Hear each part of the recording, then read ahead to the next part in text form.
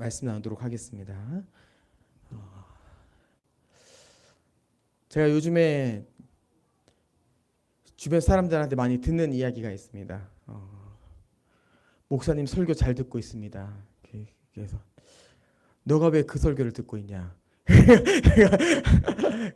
유튜브에서 스크롤을 내리니까 뜨던데요. 하길래 알고리즘이 왜 거기까지 연결이 되었지? 약간 이렇게 얘기하면서 신기하더라고요. 진짜 전혀 이렇게 유튜브로는 알 수 없는 분인데 이렇게 유튜브에서 이렇게 의회나무교회 채널이 연결돼 가지고 제 설교를 듣고 있다고 해가지고 요즘에 뭐 물론 그 말로 인해서 뭐 제가 더 신경 쓸 건 없지만 계속해서 신경 썼었지만 더 잘하고 싶다라는 생각을 요즘 하고 있습니다. 그러면서 이제 제 설교를 이제 오랜만에 또 모니터링 했는데 왜 이렇게 마이크를 많이 만지나요?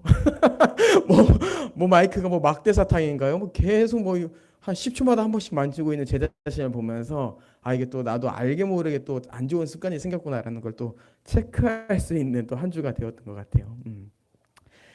오늘도 여러분들과 좀 십계명에 대해서 이야기하려고 합니다. 저번 주에 우리가 이제 십계명에 대해서 시작을 하면서 율법의 역할, 이 십계명의 역할과 함께 일계명에 대해 나누었는데요. 율법의 역할이 총 세 가지가 있었죠. 첫 번째는 이제 이스라엘의 죄를 깨닫게 하여서 회개할 수 있도록 인도하는 것. 그다음에 두 번째는 그 죄가 무엇인지 기준을 알아 죄를 억제하게 하는 것. 세 번째는 이제 거룩한 삶이 무엇인지를 규범할 수 있는 것. 이것을 좀 율법의 역할, 십계명의 역할로 우리가 이해했습니다. 이러한 이해 아래 이제 1계명이 어떤 내용이었냐라고 했을 때 1계명의 내용이 너는 나 외에 다른 신을 내게 있게 하지 말지니라 이렇게 돼 있잖아요. 그러니까 결국에는 이 너는 나 외에라는 말을 통하여서 1계명은 예배의 유일한 대상은 창조주의자 통치자의 신 하나님밖에 없어라는 것을 우리가 집중적으로 살펴봤던 것 같아요. 그리고 우리는 오늘날 이 율법을 완전하게 성취하신 그 예수 그리스도 안에서 1계명을 따라 하나님 외에 다른 것을 버리고 하나님만을 예배하는 것. 이것이 바로 1계명을 지키며 살아가는 교회의 모습인 것이죠. 예배의 대상에 대해 살펴봤는데 오늘 함께 나눌 2계명은요. 예배의 대상이신 하나님을 어떻게 예배할 것인가? 예배의 방법에 대한 계명입니다. 이 계명은 이렇게 되어 있습니다. 제가 중간에 있는 내용을 좀 살짝 커트시키고요. 처음과 끝을 좀 읽어드리면은 너는 자기를 위하여 새긴 우상을 만들지 말고 그것들에게 절하지 말고 그것들을 섬기지 말라 이렇게 되어 있어요. 여기서 너는 자기를 위하여 새긴 우상을 만들지 말고는 너는 내 자신을 위하여 하나님을 어떠한 형상에 담으려고 하지도 말고 그 다음에 뒤에 그것들에게 절하지 말고 그것들을 섬기지 말라라고 하는 것은 그 형상에게 예배하지 말라라는 기본적인 의미를 가지고 있습니다. 이 계명은 유일한 예배의 대상이신 하나님께서 이제 어떠한 형상으로도 자기를 이해하기를 원치 않으시고요. 그것으로 예배하는 것을 금지하신 계명이요. 이게 어떠한 내용인지를 좀 한번 좀 더 살펴보도록 할게요. 우리가 저번 주에도 이 전통적으로 인정하고 있는 요리문답서 하이델베르크 요리문답서를 봤는데요. 거기에서 이계명에서 하나님이 원하시는 것은 무엇입니까? 문제를 하면서 답을 이렇게 내립니다. 어떤 형태로든 하나님을 형상으로 표현하지 않는 것이고 하나님이 그의 말씀에서 명하지 아니한 다른 방식으로 예배하지 않는 것입니다. 이렇게 되어 있어요. 다시 한번 읽어드릴게요. 너무 좋은 표현들이어서 어떤 형태로든 하나님을 형상으로 표현하지 않는 것이고 하나님이 그의 말씀에서 명하지 아니한 다른 방식으로 예배하지 않는 것이다. 이게 결국에 이계명이 말하는 것이다. 이렇게 되어 있어요. 이사야 40장 18절에 보면 이렇게 되어 있습니다. 그런즉 너희가 하나님을 누구와 같다 하겠으며 무슨 형상을 그에게 비치겠느냐 이렇게 이미 구약에서도 이것을 많이 이야기하고 있습니다. 우리는 이 내용을 들으면서 당연히 그렇지 하면서도 좀 이런 생각도 해볼 수 있는 것 같아요. 예배의 대상이 저번 주에 우리가 나누었던 돈도 아니고 로맨스도 아니고 안정적인 삶, 성공도 아니라 하나님이시라면 어떠한 것으로 하나님을 더 깊이 묵상하고 이해하는 것, 그거 괜찮은 것 같은데 이렇게 생각할 수 있어요. 중세 로마 카톨릭에서는요, 이 하나님을 이해하기 위해서 천장과 벽에 뭐를 했죠? 성경에 관련된 사건을 벽화로 그리기 시작했습니다. 그리고 사람들은요, 실제로 그 그림들을 보면서 놀라고 감탄하기 시작해요. 우리는 그 감탄하는 모습을 보면서 그 정도는 괜찮지 않아? 라고 생각할 수 있는 거죠. 그런데 왜 하나님께서 이 계명을 명하셨을까? 왜 하나님께서 자신을 어떠한 것에 담기를 원하시지 않았을까라고 했을 때요, 정답은 정확합니다. 이거예요. 바로 뭐냐면은 그 어떤 형상도, 그 어떤 그림도, 그 어떤 장치도 하나님을 다 담을 수 없기 때문이에요. 감히 그 하나님을 어떠한 것으로 표현할 수 없는 분이기 때문에, 오히려 그러한 장치들이 하나님을 잘못 이해하도록 하기 때문에 막는 것이죠. 하나님과 실제로 다름으로 어떠한 느낌, 어떠한 감정, 어떠한 사건에 집중하여서 결국에 그것을 자기를 위한 우상으로 만드는 것이 결국에 인간이기 때문에 그것에 대해서 막으시는 겁니다. 막으시는. 그리고 가끔씩 보미가 이제 저에게 이런 이야기를 합니다. 아빠 노래 불러줄까? 이렇게 얘기해요. 그러면 이제 어떻게 부르지 마 이렇게 할 수 없잖아요. 그래, 그래 불러봐 이렇게 해요. 그럼 이제 보미가 항상 이렇게 부르는 곡이 있어요. 곰새마리입니다. 곰새마리. 근데 저는 그 곰새마리를 들을 때마다 마음에 찔리는 것이 있습니다. 왜 아빠는 항상 뚱뚱해야 되죠? 가끔씩은 아빠 곰은 날씬해라고 좀 해줬으면 좋겠는데 아빠 곰은 항상 뚱뚱해요. 아빠 곰. 그 보미는 저를 향해서 부르는 게 아니지만 전 항상 그 노래를 들으면서 찔려요. 그러면서 이제 생각하는 거예요. 물론 이게 나를 향해서 부르는 건 아니겠지만 왜 나를 뚱뚱한 것에 한정적으로 담으려고 하는가? 꼭 아빠만 얘기하면 뚱뚱한 것 같잖아. 다른 것도 많은데 나를 그 뚱뚱한 것으로 다 표현할 수 없는데 왜 항상 아빠 곰은 뚱뚱해? 약간 이런 생각을 하면서 마음에 찔리는 거죠. 이런 거예요, 이런 거. 그러면 MBTI를 싫어하시는 분들이 있지 않습니까? 왜 싫어할까요? 결국에 그 16가지만 되는 그 MBTI를 가지고 자기를 다 설명받으려고 하는 것, 설명하려고 하는 게 싫은 거예요. 왜냐하면은 인간은 굉장히 복합적인 존재거든요.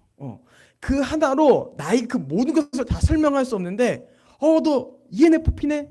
너 연예인 같네? 근데 저는 연예인 같은 것을 좋아하면서도 또 한편으로는 굉장히 고독을 좋아하는 사람이기도 하거든요. 그러니까 어떠한 표현으로 그 한 사람을 다 담을 수 없는데 그것을 다 담으려고 했을 때 나오는 오류들, 오해들, 그런 것을 하나님이 금지하신 겁니다. 금지하신. 야, 너가 어떻게 그 형상으로 나를 다 담으려고 하냐? 내가 그 형상에 다 담을 수 있을 것 같아? 내가 그 어떤 한 장치로 다 담을 수 있는 존재인 것 같아? 나를 절대로 그것으로 다 담을 수 없을 거야. 담지 마.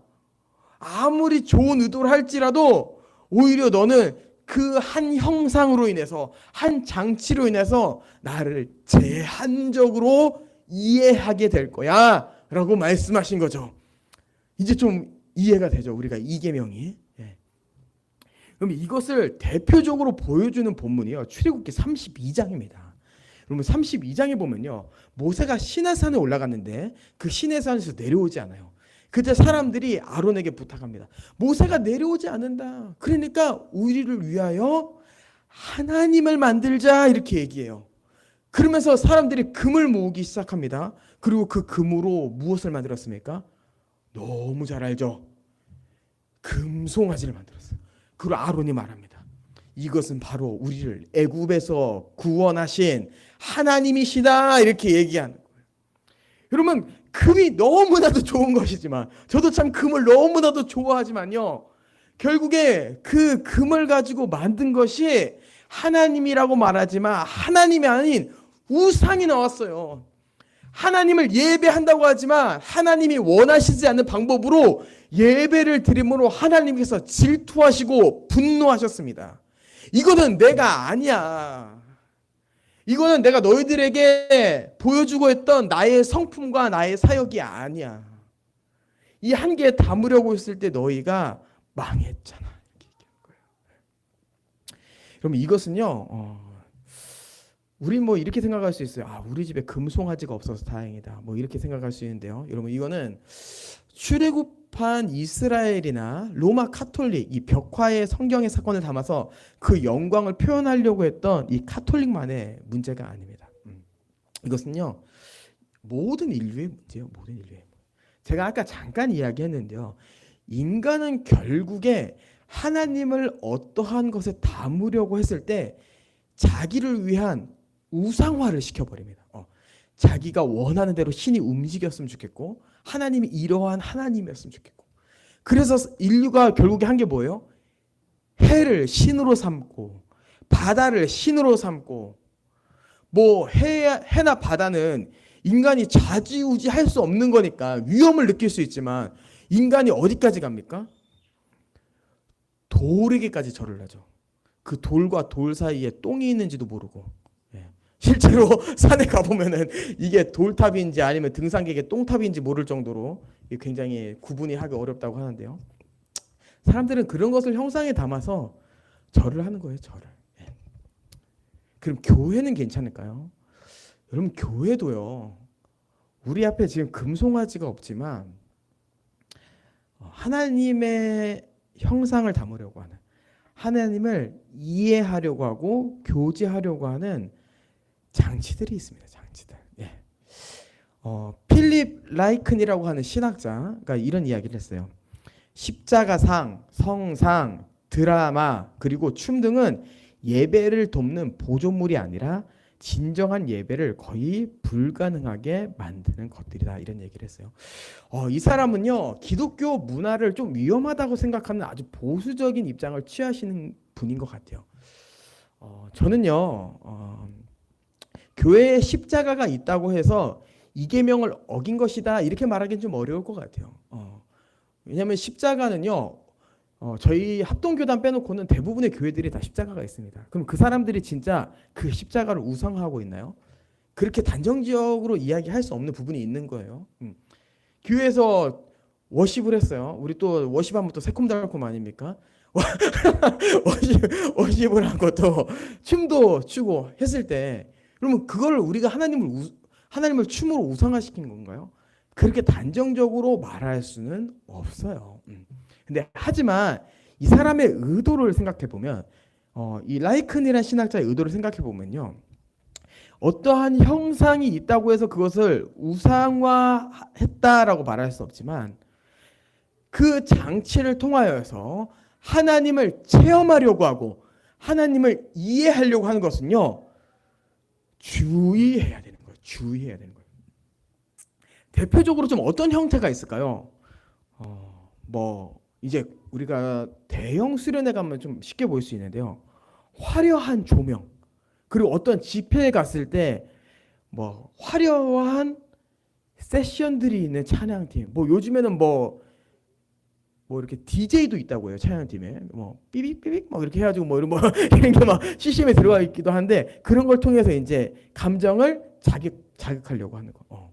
그리고 막 몇 억씩 되는 막 출력이 좋은 스피커를 막 사방으로 달아가지고 막 실제로 가슴뿐만 아니라 육체적 가슴이 막 콩콩 뛰게 하는 막 그런 효과들. 이런 걸 통하여서 뭔가 그것이 주님의 임재인 마냥 느끼게 하려고 하는 것. 이것이 바로 이 계명에서 주의하라고 하는 우상화되는 예배인 거죠. 그리고 이것뿐만이 아니에요. 뭐 대형 집회만 가서 느낄 수 있는 것이 아닙니다. 복음과 상관없는 감정적인 언어를 사용하고 자극적인 단어를 사용해서 성도들에게 충격을 주려고 하는 것. 이것 또한 이계명을 어긴 겁니다. 제가 막 갑자기 막 감정을 막 토로해서 막 극단적인 막 단어를 사용하고 막 복음에 실제로 그게 나와 있지 않은데 예수님의 막 육체적인 고통을 막 과도하게 표현하여서 막 성도들의 막 눈물샘을 자극하게 하려고 하고. 여러분 의도는 너무 좋지만요. 그 복음보다 깎아서도 안 됐지만 더했을 때 나오는 부작용들이 분명히 있는 거예요. 예. 이런 것을 우리가 주의하고 우리는 올바른 방향, 하나님이 가르쳐 주신 그 방향 아래서 예배를 드려야 되는 거죠. 자, 그럼 무엇이 있을까라고 했을 때 여러분 우리는 예배라고 했을 때 가장 쉽게 떠오르는 말씀이 있습니다. 바로 요한복음 4장 24절이죠. 하나님은 영이시니 예배하는 자가 영과 진리로 예배할지니라. 여러분 우리는 조명으로 어떠한 극단적인 단어로 출력이 좋은 스피커로 예배를 하는 자들이 아닙니다. 우리는 영과 진리로 예배하는 자들이요. 예.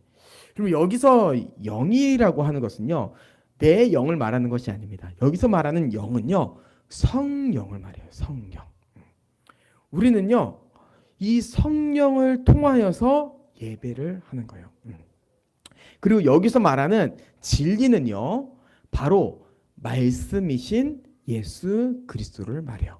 요한복음 1장 1절에 얘기하고 있죠. 태초에 말씀이 계시니라 라고 하면서 그가 곧 예수 그리스도이심을 요한복음을 말하고 있습니다. 이 성령과 예수 그리스도로 예배드리는 거예요. 그럼 이것이 무슨 얘기인가 라고 했을 때는요, 여러분 예수 그리스도는요, 하나님이 어떠한 분이신지, 어떻게 예배를 하고 어떻게 이해해야 되는지를 그분의 삶을 통해서 보여주셨어요. 요한복음 14장 6절부터 7절에 보면요, 이렇게 되어 있습니다. 예수께서 이르시되 내가 곧 진리요 생명이니 나로 말미암지 않고는 아버지께로 올 자가 없느니라. 너희가 나를 알았더라면 내 아버지도 알았으리요. 이제부터는 너희가 그를 알았고 또 보았느니라. 이렇게 되어 있습니다. 지금 예수님께서 무슨 얘기를 하는 거예요? 너희가 자꾸 체험하려고 하고 느끼려고 하는데 나는 나의 삶을 통해서 너희가 예배를 드려야 될 하나님을 이미 충분히 보여줬어.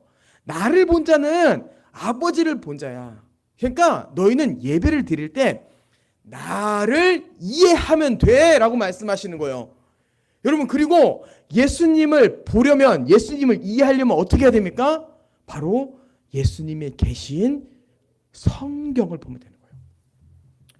여러분 그래서 우리는요, 말씀을 통해서 예수님을 이해하고 그 말씀 안에 예수님을 통해서 하나님을 이해합니다. 그래서 우리에게 말씀으로 예배를 드리는 것은 너무 중요해요. 그리고 성령은 무슨 영입니까? 바로 말씀의 영이죠. 말씀을 통해서 우리는 하나님을 볼 뿐만 아니라 그 말씀 안에서 역사하시는 성령을 통하여서 더욱더 이해하게 되고 깨닫게 되고 감동을 경험하게 되는 겁니다. 여러분 그래서요, 우리가 예배에서 필요한 것은요, 사람의 감정을 일으키는 화려한 조명이나 말솜씨가 아니라 바로 성령님과 예수 그리스도의 역사가 나타나는 말씀이 필요해요. 말씀. 그러면 저는요, 언제부터 말씀을 사랑하게 됐냐라고 했을 때 저는 대학교 때라고 말할 수 있을 것 같아요. 대학교 때. 대학교 때 저는 이제 선교단체에 있으면서 말씀 사경회라는 것을 처음 경험했는데요. 그때 이제 제가 선교단체 IBF를 하고 있었는데 지금도 그 IBF 간사님 굉장히 유명하신 분입니다. 그 간사님께서 나오셔서 뭐 이렇게 저처럼 막 흥분하면서 얘기하지도 않고 그냥 말씀을 그대로 조곤조곤 풀어가셨어요. 근데 그 강의실에서 앉아있던 제 가슴이요, 뜨거워지기 시작하는 거예요. 뜨거워지기 시작하는 거예요. 왜 그랬을까요? 그 사람의 카리스마에 넘어가서? 아니요. 그 간사님이 전하신 그 말씀의 능력을 경험하게 된 거예요. 그러면서 저는 생각했어요. 야, 이래서 말씀이 살아있다고 하는구나. 이래서 말씀이 능력 있다고 하는구나. 그냥 말씀만 풀어도 가슴이 뜨거워질 수 있구나. 이 말씀 하나만으로 주님을 충분히 경험할 수 있구나라는 것을 저는 그때 너무나도 충만하게 경험했어요. 그럼 예배는요, 말씀을 통하여 전 인격적으로 하나님을 경험하는 겁니다. 말씀으로 인하여서요, 지식이 채워지고요. 그 말씀으로 인하여서 지식 가운데서 감정이 벅차오르고 말씀으로 인하여서 주 앞에 나아가려고 하는 의지가 생기는 거예요. 이것을 우리가 매 예배 때 경험해야 되는 거죠. 그래서 우리는요, 예배 때 이러한 표현을 좀 조심할 필요성이 있어요. 뭐냐면은 오늘 예배 좋았습니다. 이런 예배는 이런 건요, 어떤 건지 알아요. 어떤 느낌인지 알아요. 저도 그러한 느낌을 경험해요. 근데 이 용어가 좀 조심스러운 건 뭐냐면요, 그랬을 때 어떤 예배는 좋고 어떤 예배는 또 반대로 좋지 않다는 생각을 할 수 있기 때문이에요. 근데 예배의 좋고 나쁨은요, 우리가 그 예배 가운데 감동을 받았냐 받지 않았냐로 결정되는 것이 아니라 그 예배 가운데 말씀이 있었냐에 따라 결정되는 게 바로 예배의 좋고 나쁨입니다. 여러분, 그렇게 봤을 때요, 우리는 이렇게 생각을 바꿔야 되는 거예요. 모든 예배는 좋구나. 왜? 하나님의 말씀으로 예배했기 때문에. 이게 바로 교회의 공예배인 겁니다. 공예배. 여러분, 물론 그 가운데서 성도들을 졸리게 하고 재미없게 한 거는 설교자가 잘못한 거예요. 제가 잘못했습니다. 근데 어쨌든 그렇다고 하더라도 여러분, 우리는 주님 오늘 예배 감사합니다.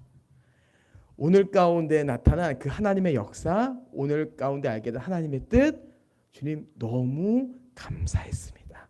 라고 고백하는 게 바로 성도의 올바른 자세인 겁니다. 여러분, 그리고 이러한 말씀 중심의 예배가 이제 교회 가운데서 살아날 때 어떠한 교회의 모습이 나타나게 될까요? 바로 첫 번째는요, 목회자가 먼저 잘할 수밖에 없습니다. 여러분, 목회자는요, 먼저 말씀을 묵상하고 설교를 준비하는 사람이에요. 그렇기 때문에 먼저 그 말씀의 능력을 경험할 수 있기 때문에 목회자는 그 말씀 안에서 반드시 자라요. 너무나도 이거는 건강한 교회로 가는 부분에 있어서 너무나 중요한 요소입니다. 목회자의 자람. 그리고 또 두 번째는 뭐예요? 목회자가 잘하면은 마디 역할을 잘하겠죠. 그러면서 우리가 저번 주 오후 예배 때 나왔던 그러한 모습들이 나오는 거예요. 어떤 모습이 나오겠어요? 믿는 것과 아는 것이 하나가 되는 거예요. 그리고 또 세상의 유혹에 넘어지지 않고 그 하나됨 안에서 온전한 자가 되고요. 또한 사랑 안에서 봉사를 하여 함께 자라게 되는 역사가 일어나게 되는 겁니다. 그리고 이 그리스도를 닮아간 성도들이 이제 세상 가운데서 성령의 9가지 열매라고 하는 그 사랑을 맺으며 살아가는 거예요. 사랑, 희락, 화평, 사이와 오자, 양충, 온절, 성령 열매가 이제 삶에서 나타남으로 인하여서 이 교회 안에서 주님이 영광 받으시고 삶의 영과 진리의 예배를 통하여서 주님이 높여지는 그 거룩한 삶이 계속해서 나오게 되는 거죠. 그럼 우리가 저번 주에 이제 예배의 대상을 보고 우리가 오늘 예배의 방법을 살펴보았는데요. 여러분은 하나님을 어떻게 예배하십니까? 혹시 이스라엘처럼 내가 원하는 하나님만 생각하여 내가 듣고 싶은 말씀만 듣거나 혹시 나에게 맞지 않다고 생각하는 그 말씀은 흘려버리고 있지는 않습니까? 그럼 혹시 우리는 로마 카톨릭처럼 말씀 외에 다른 장치로 하나님을 이해하고 경험하려고 하지 않습니까? 예배가 예배되게 하는 영과 진리로 예배하기보다 외적인 것으로, 형식적인 것으로 예배를 드렸다고 만족하진 않았습니까? 우리 교회 충분히 예배 잘 드렸어. 오늘 반주 너무 좋았어. 오늘 기도 이 정도 미사 언어면 충분했어. 오늘 시간 잘 지켰어. 그걸로 만족하고 있지 않습니까? 여러분, 우리는 다시 하나님이 원하시는 말씀 중심의 예배, 설교가 사람의 말이 아닌 하나님의 말씀이 선포되고, 말씀에 근거하여 대표 기도를 하고, 말씀에 근거하여 찬양하기를 힘쓰는 의의 나무가 되기를 원합니다. 하나님이 기뻐하시는 예배, 우리가 기뻐하기보다, 사람이 만족하기보다 하나님이 원하시는 진정한 예배를 드리는 의의 나무 교회 성도님들 되시길 주님의 이름으로 축복합니다. 아멘.